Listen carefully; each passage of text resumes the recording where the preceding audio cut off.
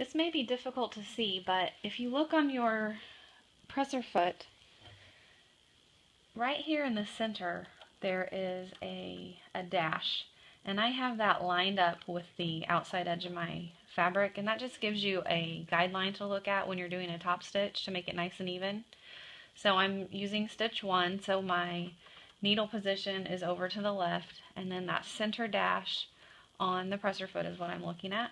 I'm starting on one of the sides, and I am going to start out by stitching forward a few stitches, just a few, and then I'm going to reverse back. Alright, and now I will continue to sew straight all the way till I get to the corner. I'm going to pull that pin out.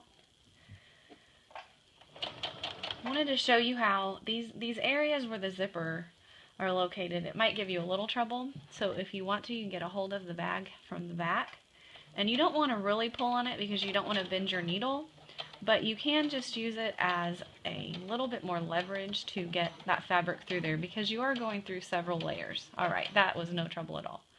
So I just keep sewing straight, lined up with that center dash, and when I get to the corner, I'm just going to stop before I get to the direct corner. There we go. And then I'm going to pivot, lower my presser foot, and I am still lined up with that little dash in the middle of the presser foot, so I'm good to go. I can just keep going straight down.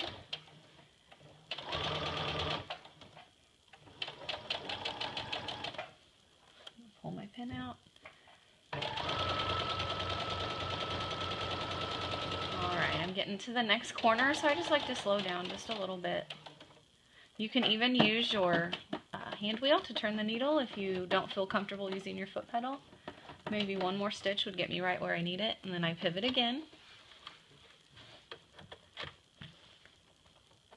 And now I'll just continue straight down this line. Pull these pins out. And go straight down. And again, I'm coming to the zipper area, so I'm just going to reach through here to get a hold of my fabric in case I need to pull it through it all. And keep that nice and folded under, even with the other edge.